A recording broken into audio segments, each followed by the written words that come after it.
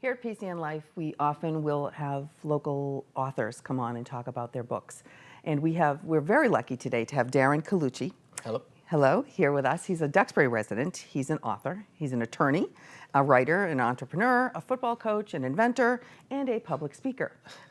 So thank you for being here. It's my pleasure. And the reason you're here is a book that you wrote, which I read, and I sent to my grown children to read.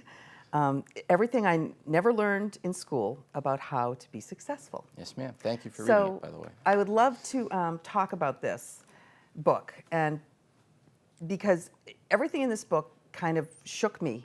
And the first thing I said to you, and I wrote to you after I read this book and said, I wish I had read this in high school. I wish this was around when I was in high school. I get that a lot. Yeah, so what was it that inspired you to actually write this book?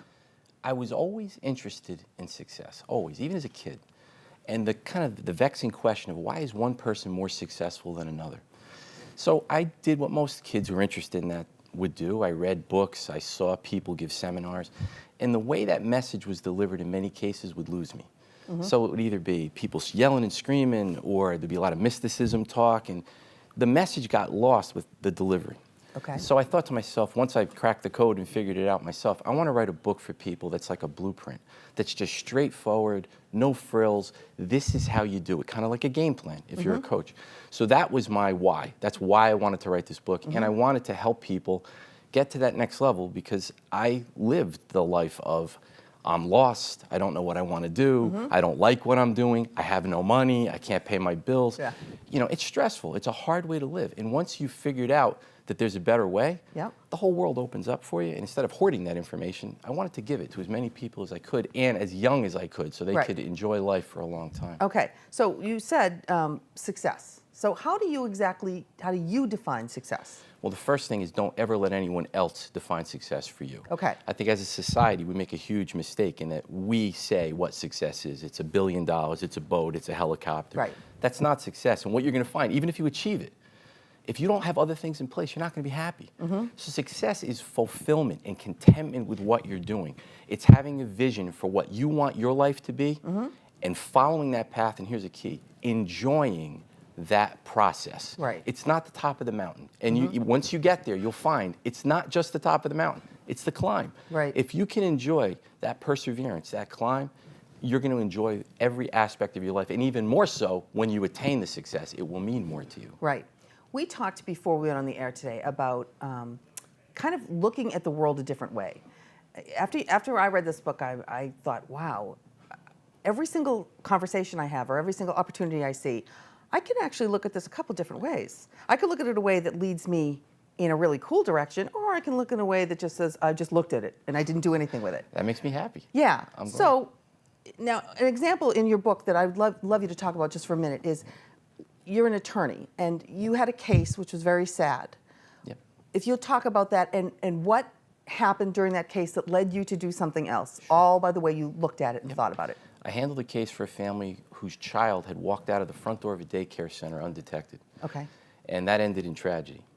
And in handling the case, the idea hit me, how is it that someone could just walk out, who's 2 years old, out the front door and no one detected? And the more I got into it, I found that this is a common problem for parents as well as for daycare centers. That if you're diverted in your attention for just a minute, tragedy can strike. Sure. So I thought, you know, they should have a product that's not something you have to put on the door. It's something that just is like a wristband. And optimally, you could set how far away these two wristbands can be before an alarm is activated. So if you want the child within 50 feet, if they go 51 feet, you would get notified. So the caretaker would be notified. Exactly. Okay. And that's where most people stop. And the reason they stop is because they think, well, that must already exist. Somebody had to have done that. Exactly. Right. Or, because it makes such sense. Yeah. It has to be out there. Or I have no background in science, and so I'm not cut out for that. I just don't think that way. So I started looking, and I found out the product didn't exist. Even though everyone was telling me it's got to exist, it didn't. But I didn't know the science behind these two things, so I called someone at MIT, someone I didn't know, and I said, here's my idea, would you be interested in being involved? And they said yes, to develop this product. Right. And now we're in the stage where it's going to be a reality. It's being developed. And it's not only for children, it's for Alzheimer's patients too, who often wander. The more I thought about it, the more uses it had. Alzheimer's patients, people with dementia, even in a home setting, children, pets, without shocking them, it had many uses. And the point that I want to come back to is the fact that you saw something, you processed something, and then you did something. Yeah. You did something about it. One of the things I try to point out in the book is mindset is so important. Yeah. Steve Jobs said it's very important, it's essential that you realize that when you look around, every single thing you see, every single thing you use was created by someone no smarter than you. Right. Now, most people don't believe that. They Right. think that geniuses create everything, and I'm not a genius, Yep. therefore I can't be successful. Right. So if you change that mindset and you think, why not me? Mm-hmm. And you get over that hump of fear, really, of I can't figure that out or I don't know how to do that, Right. everything changes. Right. So this is really a way to readjust the way you look at everything. Yes, ma'am. Everything. Let's talk a little bit about the audience for this book. Yeah. Now, when I read it, like I said to you, I said, oh, I'm reading this 40 years too late. Why couldn't I have read this a long time ago? Yeah. And it did strike me that it's a mature look at almost common sense. Without a doubt. Right. But would a first grader or a third grader or even a fifth grader be able to comprehend this? What is your... They're probably too young. But Okay. what I set out to do, and it feeds into what we were just talking about, everybody told me, don't write a book for teenagers and young adults because they don't buy things, they don't have any money, and they won't listen. They won't read it. And I thought, why? Why not? I'll try it. Yeah. So I wrote this book, and I thought, I'll get them to buy it. I'll get them to understand that this isn't preachy in any way. This is just how you do it. This is the blueprint on how to view opportunity in life and to try to get that mindset that I am capable of doing far more than I think. Right. That we limit ourselves by what we believe. You pointed to a quote when we were talking that said, my thoughts create my reality. Right. And the woman who created Alex and Ani, that's her quote, my thoughts create my reality. Right. So she's of the opinion that she can do anything. And people would say, well, that's easy. She owns a huge company and she's one of the Forbes richest people. She wasn't always. Right. She was like you or me, Right. who had an idea for a jewelry company, and she said, you know, I can make this a reality. Right. And then her whole world changed. I want to try to get that for more people. I want them Right. to understand it's possible, it's doable. You just need to know how to apply these techniques. That's it. Right. And it's something that you practice. It's like any good anything for you, whether it's good eating or good exercising or good thinking, it's something that you just learn to do and you envelop it into your life, correct? Oh, without a doubt. Yeah. I'm so attuned to it Yeah. that now if I hear somebody say or running themselves down, I'm not smart, I'll Yeah. never have any money. Yeah. I go right up to them, even if I don't know them, and I say, with that attitude, I can guarantee it. You won't. And no one has ever gotten mad at me because I think they want hope more than anything. And they like that someone's Right. saying to them, don't think that way. Right. You definitely can do this. Don't Right. run yourself down. Exactly. Now, you talk about fear, and you have an acronym for fear. What is that? I got that from Robert Kiyosaki, actually. He said, it's false events appearing real. False events appearing real. It's what we create in our mind as to worry. It's why it won't work. Yes. So if you come up with an idea, you will tell yourself, it'll never work. They already have it. I don't know anything about it. I don't have enough money to do it. You're creating trouble for yourself. And the box. You're Yeah. creating the box that you will then be stuck in forever. So you were Right. kind enough to say it's a different way of looking at things. Oh, yeah. So again, I'm just kind of attuned to it that I look at things and I say, why not? I don't look at things and say, I can't do that. Right. I'll never do that. Yeah. That's beyond me. I just feel like if I can't figure it out, I'll get someone to help me figure it out. Exactly. You know, it's just a different way of looking at it. So get rid of this fear. Well, fear stops us from doing just about everything, but it's hardly ever called fear. As adults, we don't often say, I was so scared. Right. I'm too we scared don't admit to do that. No, we don't admit that we're afraid. No, we say, I'm too old, I'm Right. too young, Yep. it takes money to make money, I don't have the education, I had bad parents, I have a disability. Yep. There are a million, and the older you get, the more excuses you get. Now Right. I have kids, I Right. have responsibilities, I have a mortgage. That's all. I'm just afraid to go after what I want for fear that it won't occur. Right. Some people would rather keep it, I feel, as a dream because it means more to them that it's possible Yeah. than to try and in their minds Fail. Right, right. and that's another thing that I go into in depth, this whole concept of failure. Failure, Yeah, right. It's ridiculous that Right. we think failure is the worst thing in the world. It's the best thing. It is, Yeah. because I look at it like every successful venture was 10,000 failures Right. that were overcome to get to the success. Exactly. Nobody invented the light bulb overnight. It was 10,000 failures right. to invent the light bulb. Right. And there we go. It's just a course adjustment. Yep. Stop looking at it like, oh my God, I failed, it's embarrassing. Right. Now, kids, the environment that kids are in today, and you have a child, I have two kids, and they're older now, they're through college, but I often worry about what kids are exposed to today. Kids growing up in first grade through 10th grade, let's say, they have scheduled lives from the minute they get up, what they have to study, when they have to do their homework. Now they have to go to their after-school activities. They have to belong to gymnastics and this and that and that. And it seems like kids don't have breathing space anymore. everything is given to them in certain blocks. Does this enable or disable kids from being able to think the way you talk about? 100%. You're absolutely right. So what do we do?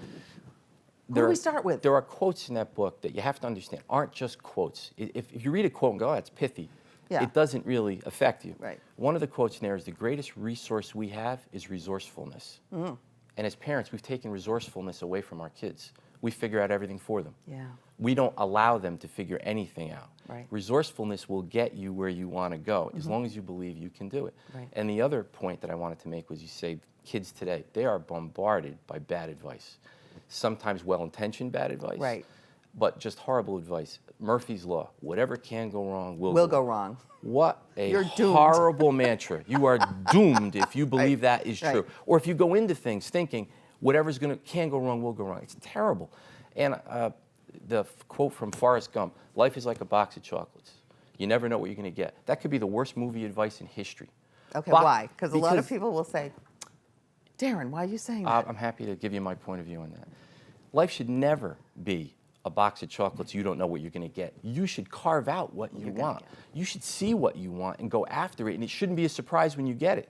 I think the worst thing you can do is wait for fate to intervene. Right. Because if you're an adult and you're watching this, you know that 99.99% of the time, fate never intervenes in a good way. You waited and waited and waited for something to happen, and it never occurred. Right. So why would you ever wait for that feather to come down and land on your book and you're going to be special instead of going out and saying, look, this is what I want to do with my life. This is what excites me. This is what's going to help me get to where I want to be. Right. I'm going to carve out a path towards that. Right. That's really what you should be doing.